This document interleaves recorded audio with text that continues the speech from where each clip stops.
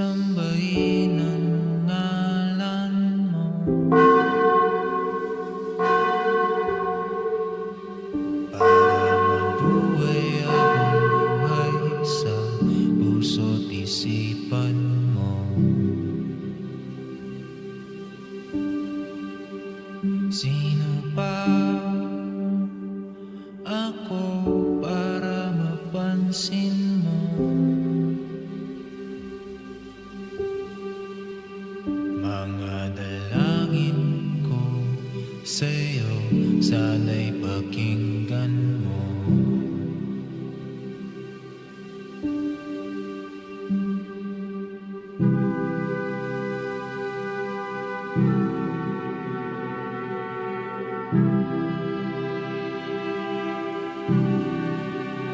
Paano ba ako magiging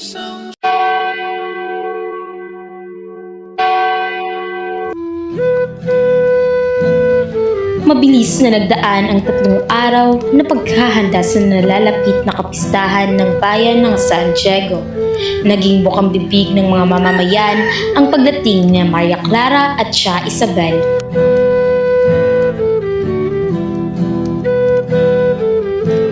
Masaya ang mga tao dahil matagal na itong muling nakabalik sa kanyang bayang Sinilangan at siya ay minahal dahil sa kanyang kagandahan at kabaitan.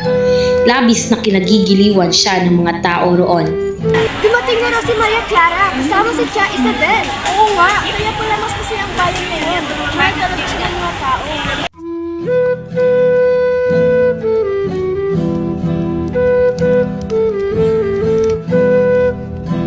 Pansin mo ba?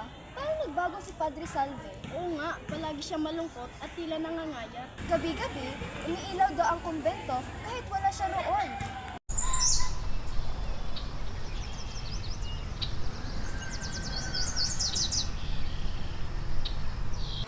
Magandang araw, Maria Clara. Magandang araw din, Ibarra.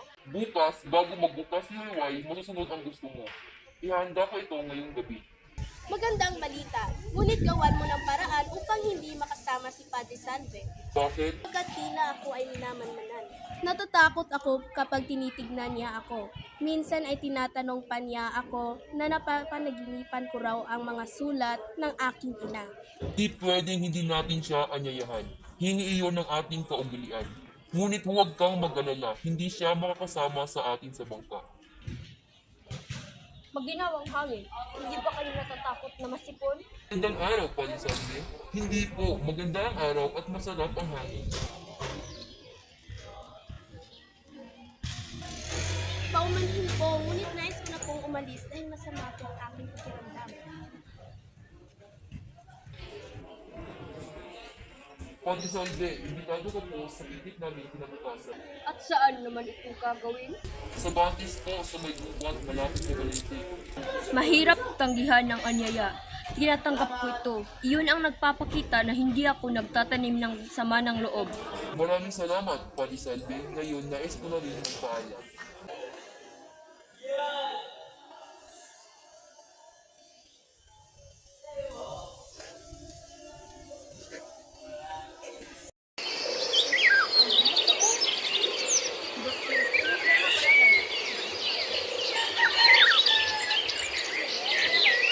Si Elias ay nagtungo sa kagubatan at mula sa malaking kahoy ay tumabas ang isang lalaking may hawak na revolver.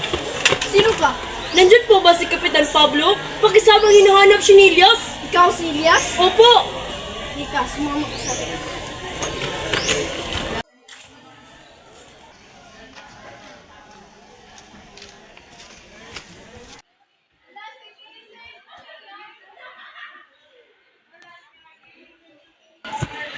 Bakit ka po nagkaganyan? Noon ay ako ang tumutulog sa iyo. Ngayon naman ikaw ang naawa sa akin. Magkapalit tayo ng kapalaran. Ilang araw nang aking mabalitahan na ikaw ni Sawi. Hinanap kita sa iba't ibang bundok upang ikay ay aking matagpuan. Pinilit kong tumakas kesa dumanak ang dugo. Napainan nila ako sa mga tao walang kasalanan. Nais po kitang isama sa lupain ng mga dibinyagan upang doon na manirahan ng payapa. Maaari niyo po akong ituring na anak at ituturing din kitang parang ama. sapagkat kapwa tayo mga ulila. Elias, matanda na ako. Nagpakasakit ako upang mamuhay ng mapayapa. May 3 akong anak at isa ay babae. May bahay kami maganda, may salapi at kinikilala. Ngayon ako'y pinag-uusigan. Anong dahilan? Dahil sa isang buwan ng mapastangan sa anak kong babae, pinag-usig siya ng aking 2 anak na lalaki. Ang salarin ay walang iba kundi ang kura. Hindi napatunayan na nagnakaw ang aking anak at napatunayang pakana lamang ito ng kura. Napalaya ang aking anak, subalit baldado na siya at hindi nagtagal ay binawian din ng buhay. At ano pa ang nangyari sa isa niyo pang anak? Nang isa ko pang anak ay nagtagkang maghigante, subalit nahuli siya ng mga gwardya sibil at siya'y pinarusahan. Sa labis na pagpapahirap sa kanya sa loob ng bilangguan, siya'y nagpatiwakal. Kung hindi ko sana sila pinigilang patayin ng kora, di sana'y buhay pa sila. Maring sila'y pinag-uusig pero buhay pa sana sila. Ako po'y may natulungan ng isang binatang mayaman na nagmamahal sa kanyang bayan. Sa palagay ko ay maaari natin siyang pagkatiwalaan upang tayo'y makapaghatid ng ating mga hinaing. Batid kong marunong kang tumupad ng iyong pangako. Magtulungan tayo kung ganoon, kapwa nating ipaghiganti ang ating mga kasawian.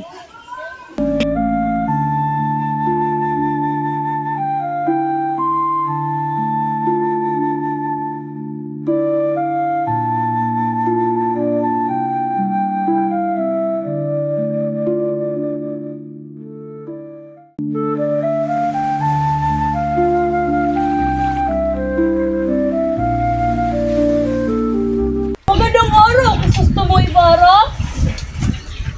Nang lumunan si Ibarra sa bangka ni Elias, waring ito ay hindi nasisiyahan.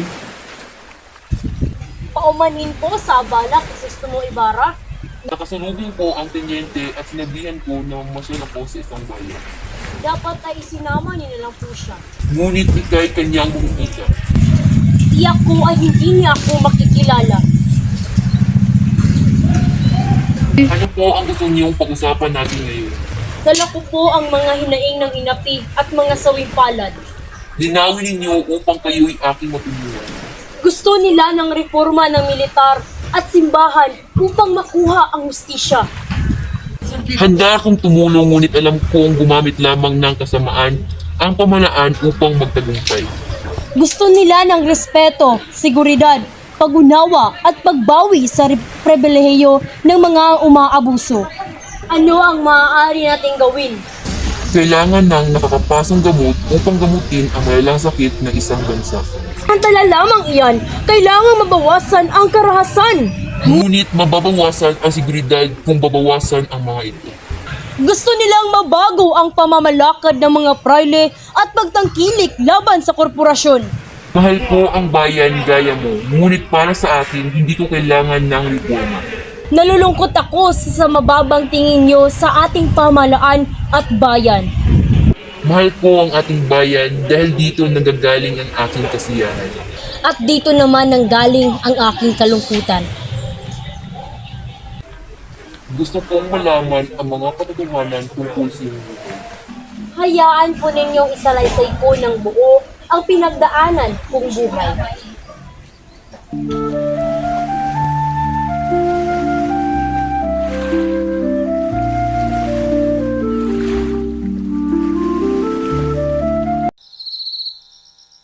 Madilim ang gabi at nakakubli ang buwan sa ulap. Malamig ang ihip ng hangin na nagpapahiwatig ng pagdating ng buwan ng Disyembre. Nangalaglag ng mga tuyong dahon at napapalis ang alikabok sa makipot na daang patungo sa sementeryo. Nakausap niyo na ba si Elias? Hindi. Ngunit siguradong kasama siya sapagkat minsan ang nailigtas ng Ginoong Kristomo ang kanyang buhay. Iyan din ang dahilan kung bakit ako sumali sa kilusan. Ipinadala ni Ginoong Kristomo sa Maynila ang aking asawang may sakit para ipagamot. Ako ang sasalakay at maghihigante sa mga walang hiyang kura. Kung ganoon ay kami naman ang lulusob sa kwartel. May isa pang aninong dumarating. Huminto sa paglalakad ang anino at tiniyak na walang sumusunod. May sumusunod sa akin. Baka gwardya sibil. Ang mabuti maghiwalay na tayo at bukas na ninyo makukuha ang inyong mga sandata. Sa gabi ng inyong pagsalakay ay isigaw niyo ang Viva Don Crisostomo Ibarra.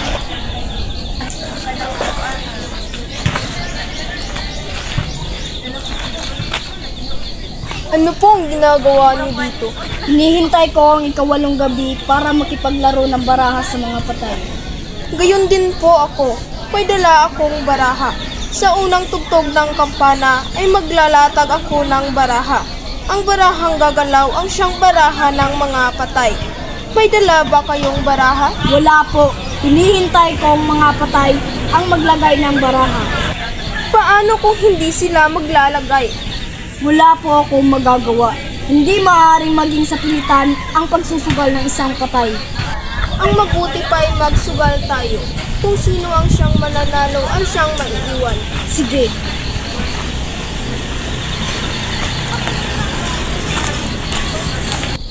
Oh.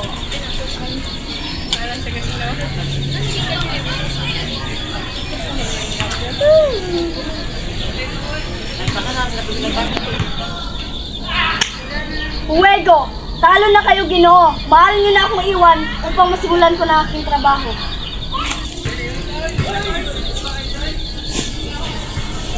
Lumakad ng palayo si Elias at nilamon ng dilim.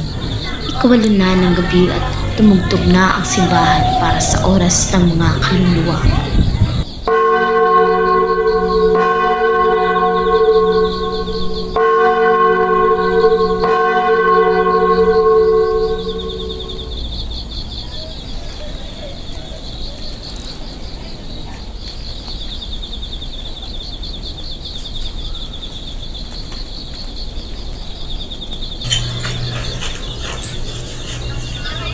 Yan ba, si Elias? Hindi. Siya ay may piglat sa mukha. Ngunit si Elias ay wala. Nakita mo ba si Elias? Hindi ko kilala ang pinaghahanap niyo. Hala, balik ka na!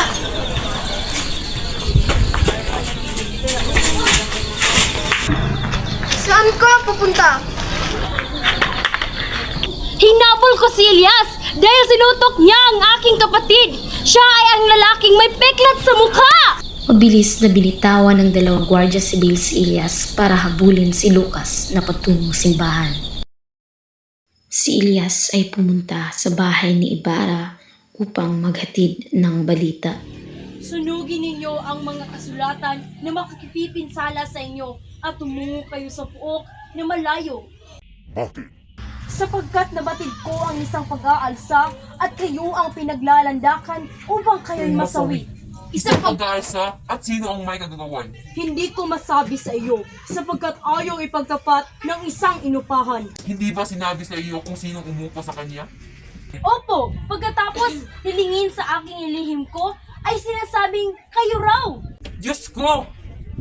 Kumilos na kayo ngayon din sapagkat ang pag-aalsay nakatakda ngayong gabi. Umiwas kayo, ilayo ninyo ang inyong sarili sa panganib alang-alang sa inyong bayan. Saan ako paroroon? Ngayong gabi hihintayin ako ni Maria Clara. Kahit saan, ngunit huwag lamang dito, sa bahay ng isang makapangyarihan upang hindi masabing kayo ang nasa likod ng kilusan. At kung isusuplong ko ang pag-aalsa, Kayo ang magsusuplong, sasabihin ng mga mag-aalsay, kayo'y taksil at duwag. Ang iba namay magpaparatang na gumawa kayo ng pakanya upang kayo'y magtamo ng karangalan. ano ang dapat kong gawin? Sunugin ninyo ang inyong mga kasulatan, tumakas kayo at hintayin ang anumang mangyari.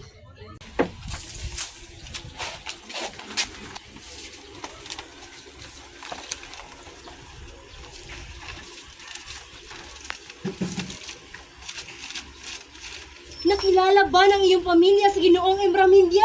Siya ang ama ng aking nuno. Ama ng iyong ninuno na si Don Pedro Embramindia? Opo, ang aming apelido ay ipinaiklis sapagkat lubhang mahaba. Ba ay taga Vizcaya? Opo, ano po nangyari sa inyo? Kilala ba ninyo kung sino si Don Pedro Embramindia? Siya ang taksil na nagbintang sa aking nuno at naging sanhi ng aming kasawian. Matagal ko nang pinaghahanap ang apelyidong iyan at ngayon inihandog sa akin ng may kapal. pabayarin ninyo ang lahat ng aming kasawian.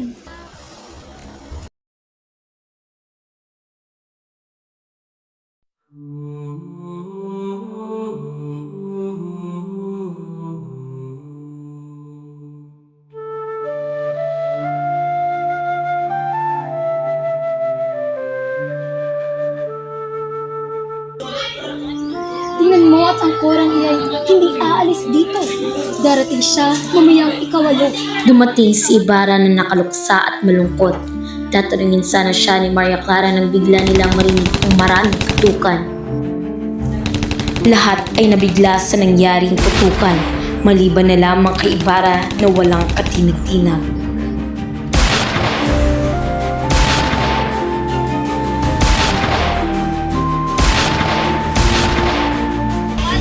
Pumasok kayo, Maria Clara at Sinang. Huwag kayong pumanaw dito sa bahay. Opo, opo. Ika'y hindi pa nangungupisal. Huwag kang pumanaw. Muling tinunto ni Ilyas ang bahay ni Ibarra. Nakariting siya at narinig niya ang mga utusang nag-uusap ukol sa pagkakahuli ng kanilang Panginoon. Nilundag niya ang mataas na bakod at mula sa likuray umakyat siya sa bintana. Noon di tinipon niyang lahat ang mga papeles at kasulatan at kanya itong sinindihan.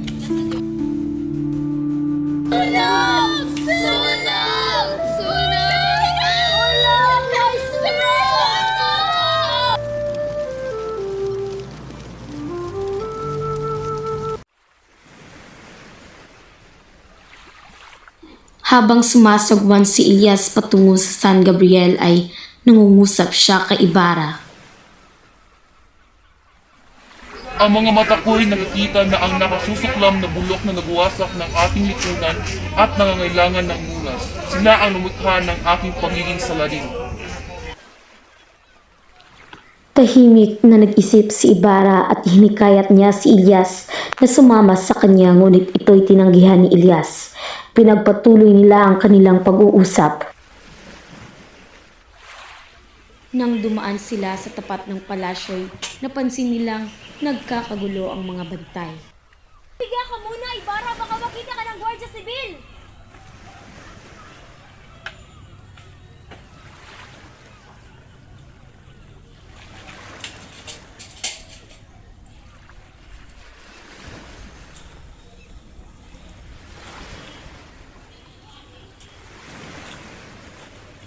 Lakad! Huwag kang magpapasakay sa iyong bangka. Nakatakas ang isang bilanggo. Kung mahuli mo'y dalhin mo sa akin upang bigyan kita ng pabuya.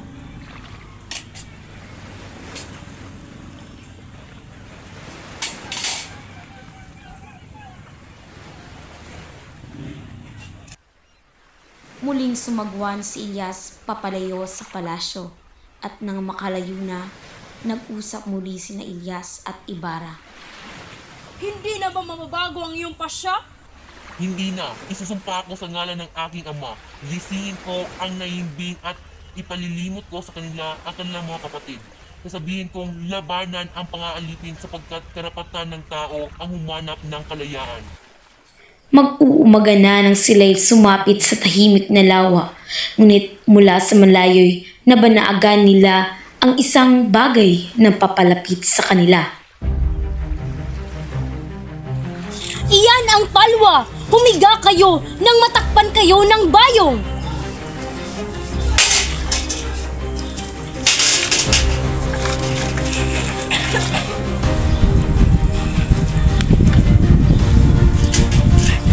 Binalak ni Ilyas na magbalik sa Pasig, ngunit natanong niya ang isang bangkang may lulang Guardia Sibil. Ipinihit niya ang bangka at sumagwan ng matulin. Ako'y sisisid na palayo sa inyo upang sila'y iligaw. Magpapahabol ako. Bahala na ko yung magligtas sa inyong sarili kapag nilayo ko na sila sa inyo. Magkita tayo sa Noche Buena ng libingan ng inyong nono.